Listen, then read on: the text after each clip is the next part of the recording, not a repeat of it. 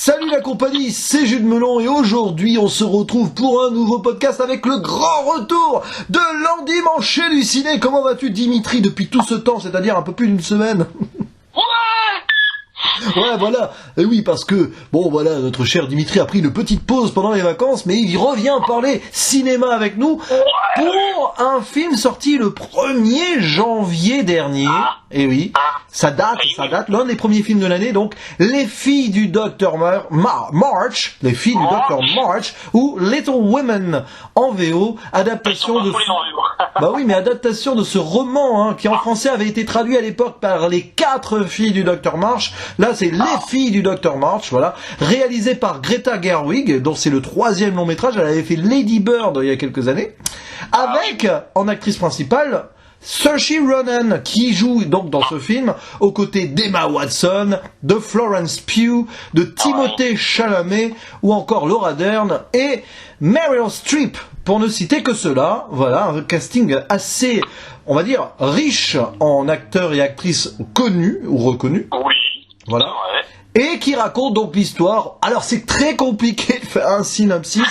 On va faire un synopsis très bref. Ça se déroule dans les années.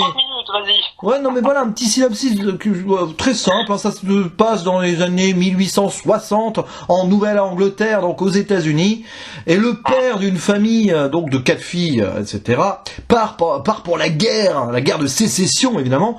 Et du coup, on va suivre la trajectoire de ces 4 jeunes filles au début, qui vont ensuite rentrer dans la vie adolescente, adulte, et de leur mère, etc., et de la tante aussi.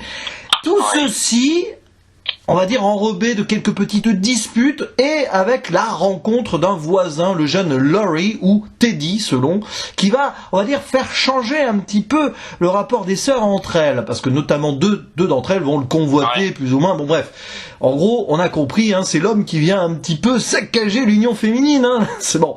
On plaisante un peu, mais à moitié, parce que c'est un film profondément féministe, et qui ne se cache pas de l'être. Et si j'ai décidé d'en parler avec l'ami Dimitri, c'est que à l'époque il ne l'avait pas aimé, et je ne pense pas que tu aies changé d'avis dessus entre temps.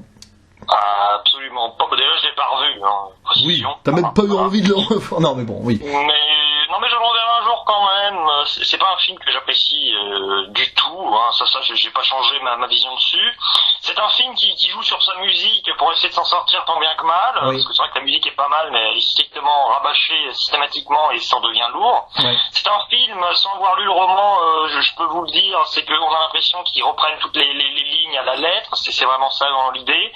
C'est bizarre. C'est-à-dire que c'est un film féministe aussi. Oui, moi j'ai pas de problème avec les films féministes. Au contraire, j'en ai cette année que j'ai beaucoup aimé comme Scandale, voilà, un exemple comme ça que je prends un petit peu au pif. Invisible Man aussi. Mais alors ici, le problème ici, c'est que le féminisme finalement, il est montré avec une vision tellement contemporaine pour les années 1860 que ça le fait pas du tout. Et du coup, j'ai l'impression de voir un film très basique, très simpliste et qui est quand même, il est pas oubliable parce que je l'ai encore bien en tête, mais pas pour les bonnes raisons, ça c'est clair. Alors c'est intéressant ce que tu dis parce que oui, c'est un film féministe et qui s'assume. Donc moi j'ai pas eu de problème avec ça du tout.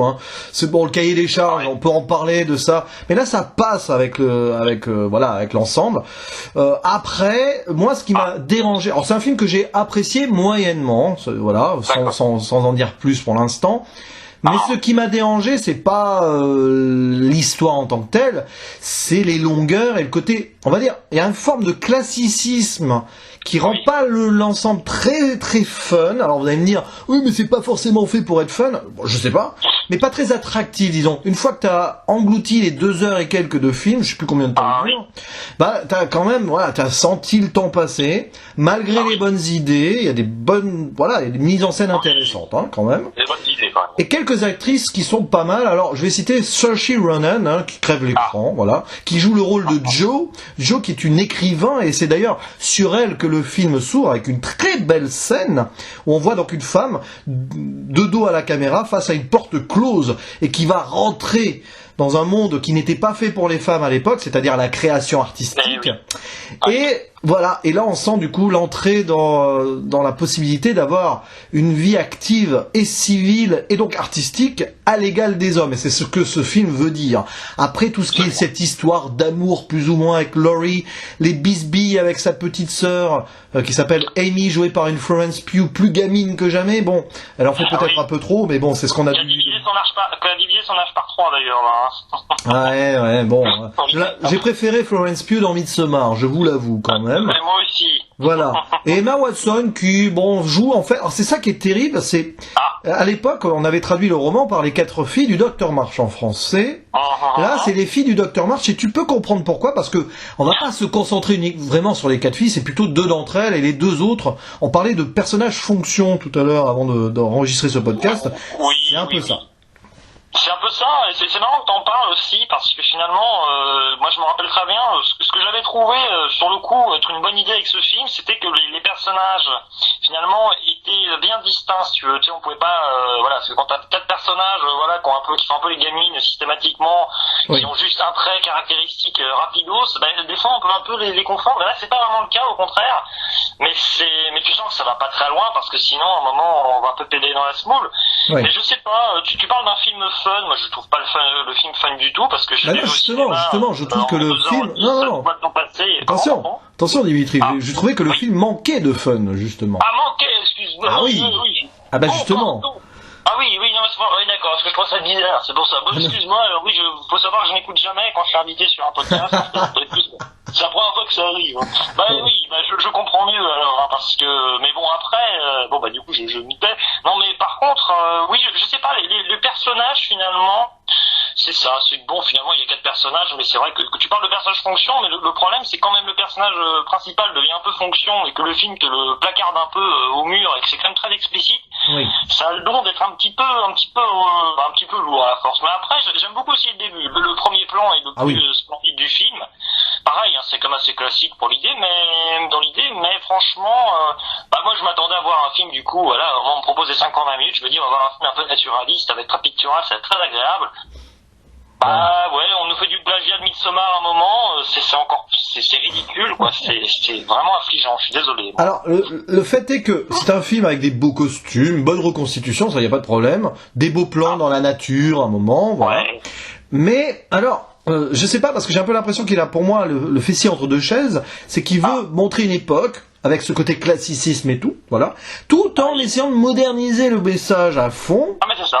Et moi je suis ressorti de là en disant ok, je vois l'idée, réadapter un roman culte de la littérature américaine pour en faire quelque chose qui a un écho aujourd'hui où c'est très important d'en parler, hein. On va pas revenir sur la mouvance Me Too, mais on est en plein dedans et on ne peut penser qu'à cela vu les actrices du film. Vous avez quand même Emma Watson et Meryl Streep, qui étaient les fers de lance, parmi les fers de lance du droit des femmes au cinéma à Hollywood ces dernières années. Et rajouter à cela Laura Dern, qui a campé un personnage très féministe dans Marriage Story l'année dernière. Voilà, on voit un petit peu l'idée, quoi. Donc même le casting n'a pas été fait par hasard sur ce point-là, je pense, hein. Ça c'est pas plus mal, hein. C'est vrai que ça apporte une certaine iconographie contemporaine, c'est vrai que sur l'idée, moi, ça me déplaît pas du tout, au contraire, hein, cette idée, mais on est tellement accroché, on sent agrippé à un roman dont j'ai même pas connaissance à la base, et ça se sent tellement que ça, pour moi c'est encore une adaptation, et c'est ça qui est terrible. Il y a un petit parti pris, c'est vrai, mais tu le dis toi-même, pour moi c'est un film qui tient pas vraiment debout. On n'a pas encore vraiment parlé de ça, mais bon, oui, l'histoire est compliquée aussi à résumer, parce que c'est quand même un beau bazar aussi, chronologique, hein. C'est ça, le problème, c'est ça, c'est que, alors, je pense qu'ils ont voulu adapter le roman tel qu'il était, j'imagine. Il y a une structure narrative très littéraire dans ce film, avec, on passe du présent au passé, parfois on sait plus si on est dans le flashback ou dans la réalité, parfois d'ailleurs ça se croise volontairement, oui, je le vois l'idée. Greta Gerwig, elle a voulu nous mélanger le passé et le présent pour montrer les conséquences du passé sur le présent, ou les répercussions de ce passé sur le présent. Donc, mais à un moment quand même, on est un petit peu dans l'overdose du passage du passé au présent. que... Des fois, on sait même plus si on est en train de jouer avec la temporalité, quoi. C'est quand même un problème, parce que les actrices sont ni rajeunies, ni vieillies, systématiquement, donc, forcément... c'est vrai. Sauf dans leur jeu. Par exemple, Florence Pugh, quand elle est dans le présent, elle est moins gamine qu'avant, quand même. Elle est plus insupportable, mais moins gamine, c'est drôle, d'ailleurs. Le personnage elle ne reste pas moins insupportable, quand même, hein. Bah, c'est l'actrice, hein, mais ce qu'on lui a demandé de jouer, c'est un petit peu déplorable, hein, mais je crois que... Alors, j'ai un souvenir du dessin animé, hein. Il y avait un dessin animé à l'époque, et il me semble que Amy, c'était la sœur insupportable. Alors, je crois qu'elle a 12 ans, normalement, de base. Bon, là, ils l'ont vieilli, forcément. Voilà. Bon, il y a une petite suspension d'incrédulité, quand même, sur l'âge des actrices, où on voit qu'elles ont clairement pas 15 et quelques, quand elles sont plus jeunes, mais bon, voilà, on s'en fiche, à la rigueur. Et bon, après, voilà, flashback, ça part un peu dans tous les sens. Tiens, avant de parler de spoiler, peut-être, parce qu'il y a deux personnages fonctions, mais il y en a un d'entre eux qui va avoir une importance capitale, et on peut pas le dire là. Il y a un autre truc, tu parlais de la musique, qui est bien, elle est bien la musique. C'est composé par un Français, Alexandre Desplat, ou Desplat, je sais pas comment on prononce, qui avait aussi fait la musique l'année dernière, et tu vas adorer cette référence-là, du film J'accuse. Ah bah cool, c'est bien. Donc en gros, dès que tu vas voir le monsieur composer une musique dans un film, tu vas te dire, je vais pas aimer. Oui, tu sais que c'est marrant que t'en parles justement parce que là, non mais tu me livres cette information et alors je vais pas faire une fixette sur J'accuse ou sur celui-là, ce film, mais la musique, ce qui est drôle, c'est qu'en soi elle marque, tu vois, là, je m'en rappelle bien, hein, voilà, elle marche pas spécialement hein, pour Dr March d'ailleurs, mais pour J'accuse, c'est un peu la même idée, c'est-à-dire que finalement c'est une musique qui est sympa en soi. Moi, ce que j'attends d'une musique, c'est qu'elle soit vraiment, qu'elle fasse corps avec le film. Dans ces deux films, c'est pas le cas du tout, quoi. C'est clairement, pour moi, ça n'a rien à voir. C'est un problème de symbiose pour moi. C'est ce film. Alors bon, J'accuse, mais aussi ce de film de Dr March. Hein, voilà, tout simplement. C'est marrant que t'en parles. Je suis ravi d'apprendre ça. Voilà. Je te dis pas quel autre film il a composé, le monsieur, parce que sinon tu voudras pas les voir.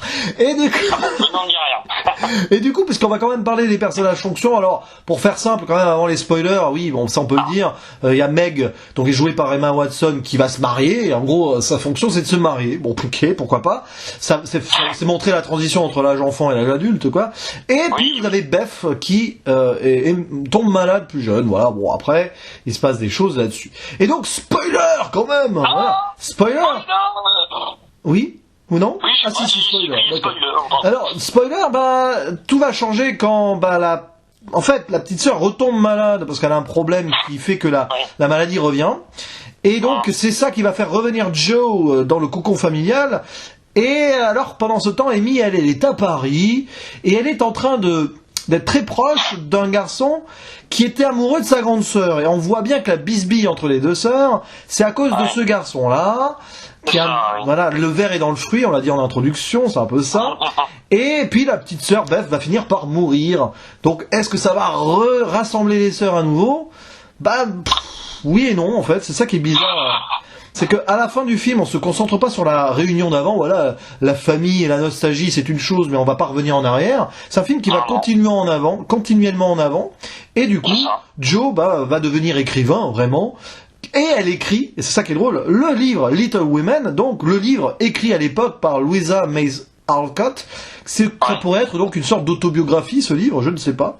Ça c'est une belle fin quand même. On se rend compte que, en fait, elle a écrit le livre dont on a vu l'histoire à la fin du film, dont on a vu le film. On s'en doute quand même, on voit le truc venir à des kilomètres, hein, mais bon, sur le livre, c'est vrai que c'est bien, mais c'est intéressant ce que tu dis, c'est ça. C'est un film où l'évolution est quand même problématique. C'est-à-dire que quoi qu'il arrive, grosso modo, si on devait zapper et avancer à chaque fois de 5 minutes, finalement, les relations entre les personnages, elles changent pas tant que ça, quoi. C'est-à-dire que finalement, on va tout faire à chaque fois pour retomber à peu près sur nos pattes. C'est ça. Et on a l'impression c'est un film qui stagne un peu, qui n'a pas, voilà, il n'y a pas vraiment je peux dire qu'il n'y a pas de conséquences à rien, mais les conséquences, elles durent à chaque fois 3 minutes, quoi. Est-ce que c'est pas le message? Le message, c'est un film sur l'évolution de la vie, une sorte de destinée, presque de fatalité, d'une certaine manière, parce qu'entre la mort de Beth, quand même, c'est triste.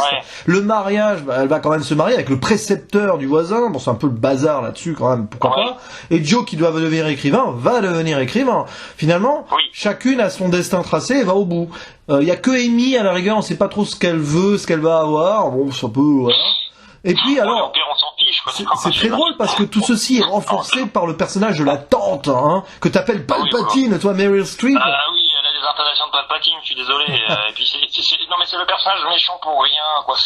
Et puis tous les personnages autour qui font comme si elle était sympa, tu sais, qui continuent de lui parler, mais bon, je sais pas, en plus il n'y a pas l'histoire, voilà, elle pourrait, la tante pourrait financer toute la famille, c'est même pas le cas, quoi. Enfin, c'est la tante qui débarque comme ça, qui débaroule, et qui est juste en train de faire et qui est juste finalement en train d'avoir des réactions qui sont un peu les mêmes que le spectateur qui n'apprécie pas le film en général, c'est-à-dire, oh là là, mais c'est pas vrai, quelle famille de fous, bah oui, super, bon, c'est un peu des constats faciles. Alors, c'est intéressant parce que la tante est-elle vraiment la méchante? Je pense que la tante, c'est le personnage qui va pousser donc ses nièces à aller au bout de leur truc. Ah bon? Enfin, je sais pas, c'est un personnage étrange. Et puis bon, il y a le personnage de la mère qui lui est bien écrit, et c'est la mère vraiment très gentille. La même, c'est terrible parce que là c'est quand même très poignant. C'est en demandant à ses filles d'aller aider une voisine pauvre que Beth va tomber malade et va mourir. C'est terrible, la culpabilité ultime de la mère là-dessus, j'imagine. Et Laura Dern est très juste dans ce rôle-là, je trouve. Oui, c'est vrai. Mais moi, j'aime beaucoup Laura Dern. Je trouve qu'elle interprète toujours pas bien. C'est la meilleure actrice ici, mais il n'y a pas photo. Et pour moi, elle a des années-lumière des autres. Mais c'est un personnage aussi qu'on voit. C'est dommage qu'on voit très peu. Et j'avoue que on serait concentré vraiment davantage sur cette tragédie, surtout sur la dramaturgie pure du propos.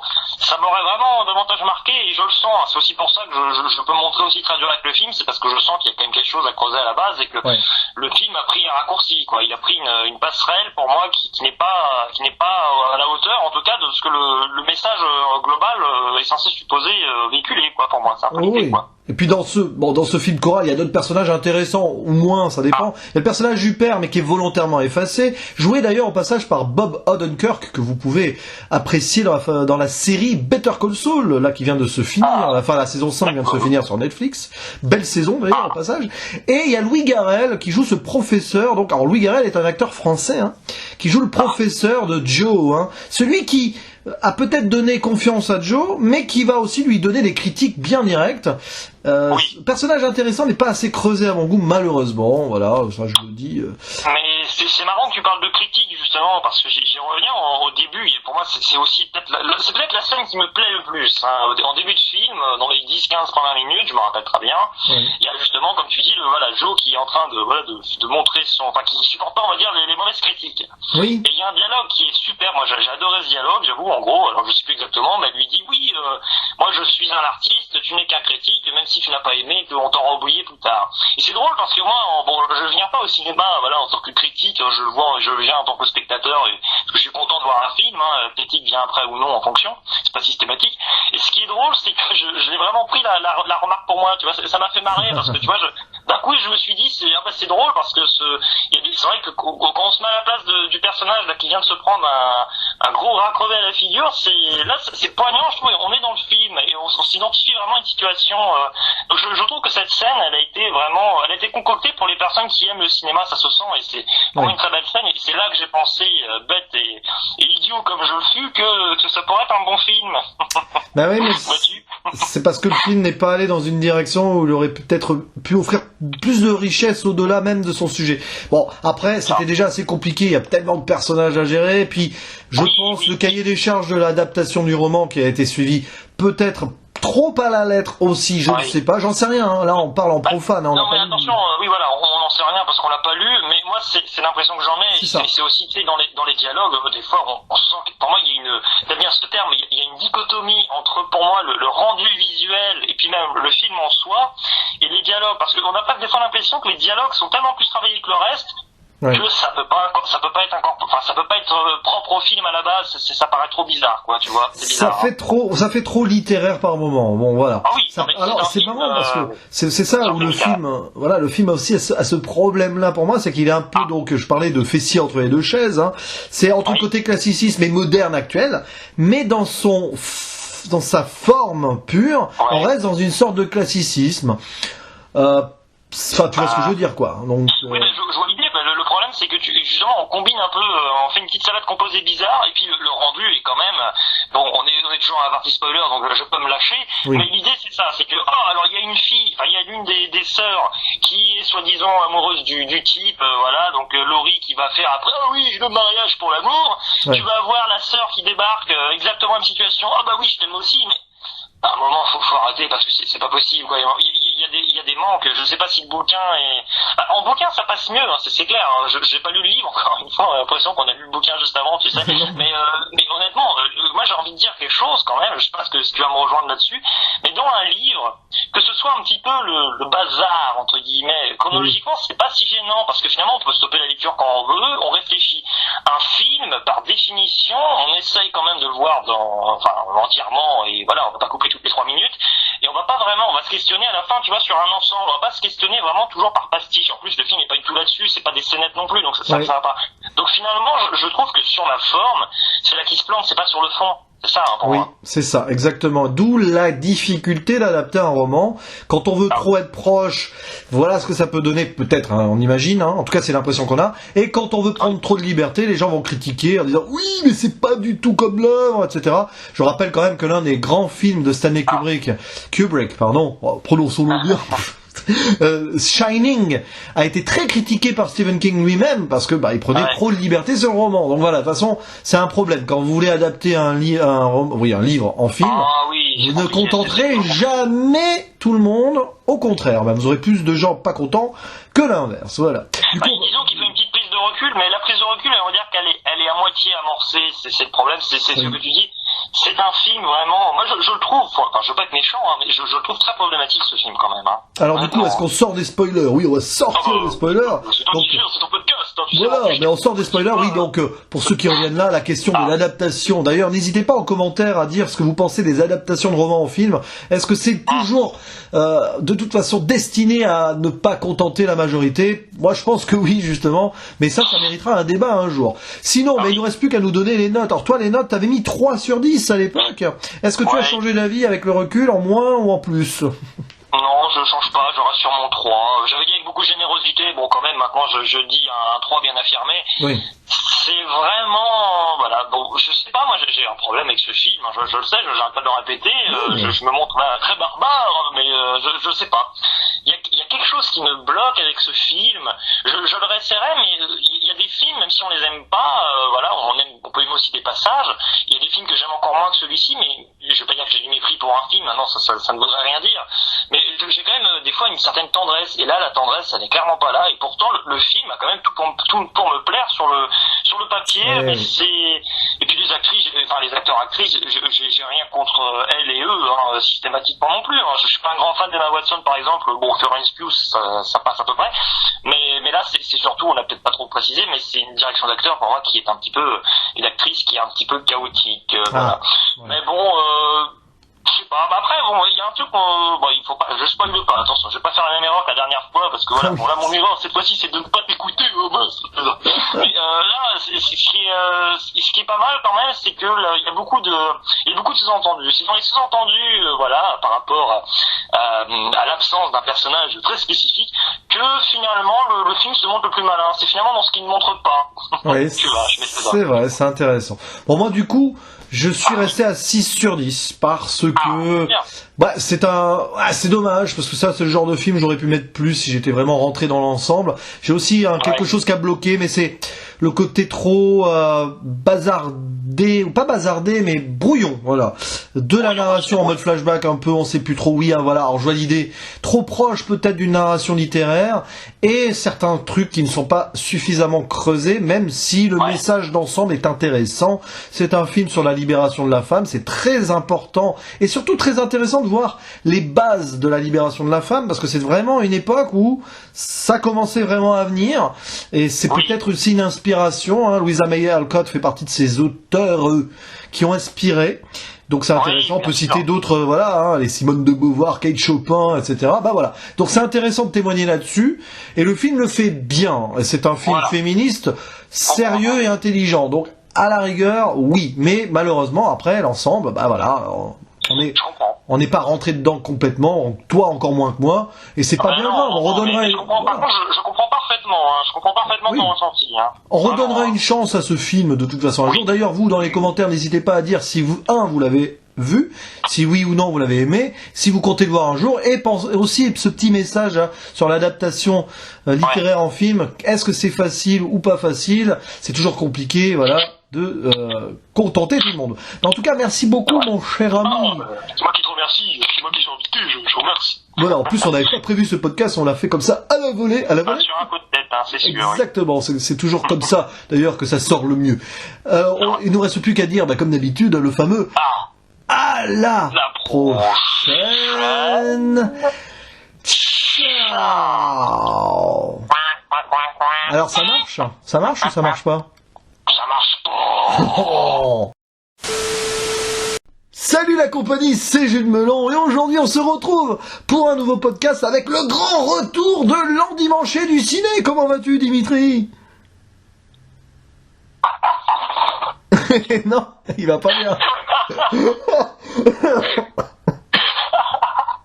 Bon, on l'avait enfermé pendant 2 semaines là avec la camisole parce que et ça s'est pas arrangé.